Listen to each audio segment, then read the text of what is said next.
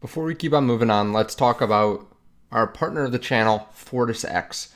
We'll talk about managed staking for retail investors, what you really get, how the process works, and why in products like this, infrastructure and discipline matter more than headline yields, just like in dividend investing. As always, this is not financial advice. We're discussing mechanics and risks. I'm joined by Klay Peterson, head of product and protocol strategy at Fortis X. Thanks so much for joining me. Thanks for having me. Yeah, definitely. I mean, I wanted to have you on because it is kind of a crazy time in crypto right now, and I think your company might be something that people are interested in. Given the volatility, and it seems like we're back and forth every single day, big noise and just kind of crazy things happening recently. So let's just look at the next 6 to 12 months. What should a regular person who's in crypto understand so they're not consistently worried about the swings in the market? Um, I think that it helps to decide two things in advance.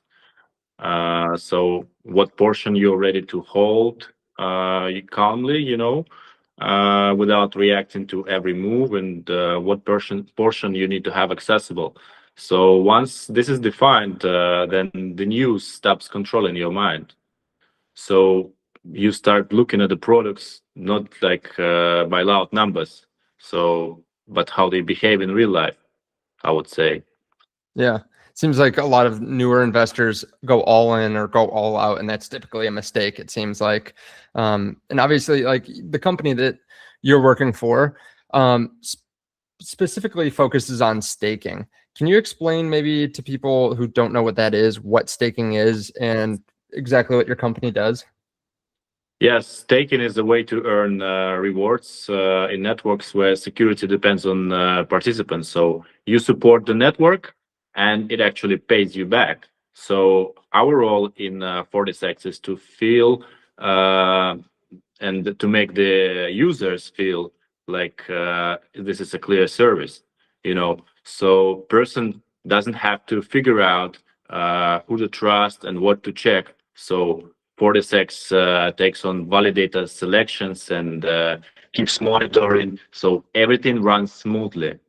And we also have a separate product that we call liquidity layer, so it makes the experience more convenient in real life as well.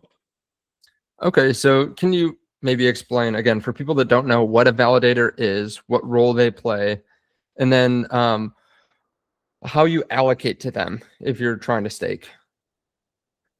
So the validator is who you actually participate in the network through. So if validator performs badly, so the user will feel it. So we have to carefully take validators and assess them. So we look at the real world quality, stability, fees, and overall discipline. So the process is predictable and decisions are made not by guesswork, so it's stable. So if you're trying to look at a validator, are you just putting all of the crypto that you want to stake in one validator or with one validator, or are you spraying it across multiple?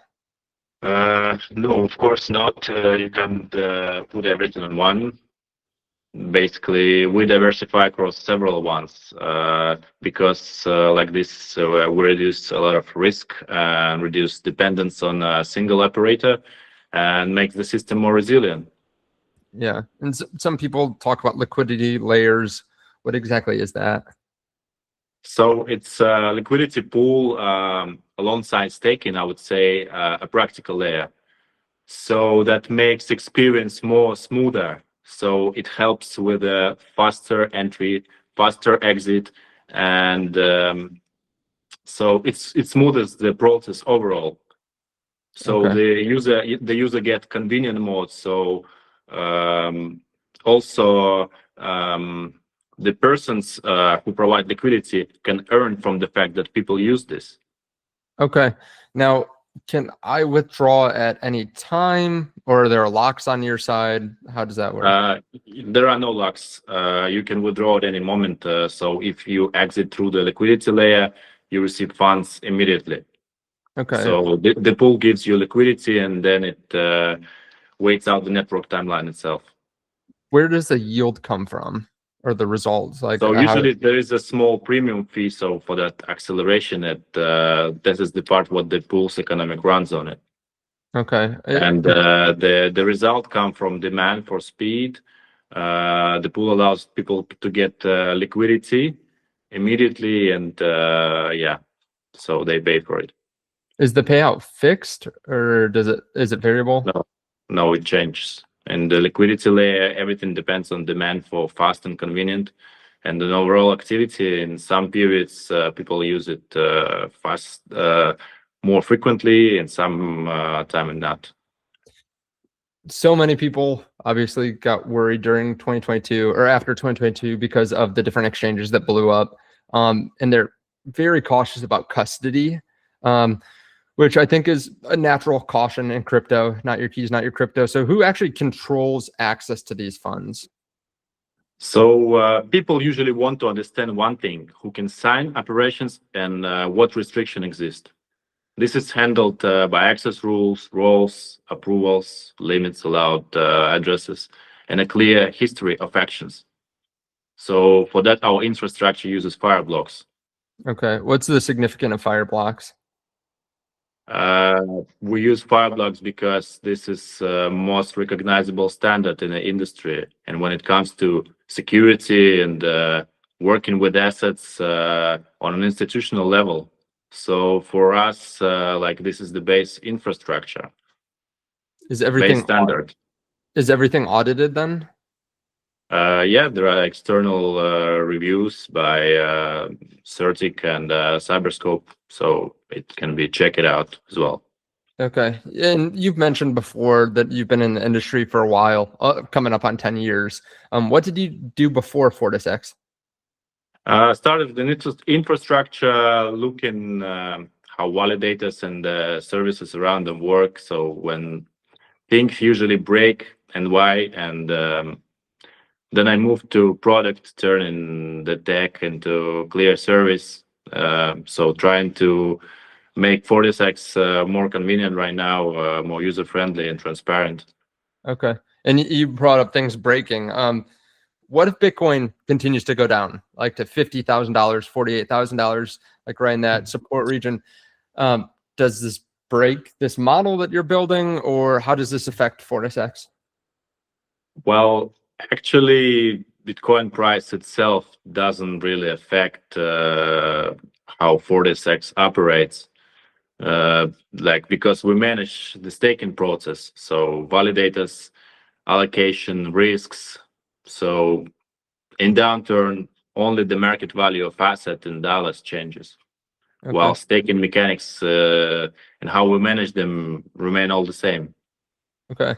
Now we broke it down pretty simply. I think you did a great job on that. But what if this is still a little bit technical for someone that's watching this? Yeah, it can be, but we try to make it more transparent as we can, make it easier to use as we can. So maybe for people without technical knowledge, I also have Telegram account, so I'm trying to chop it out and try to make it more clear to people who doesn't understand the topic.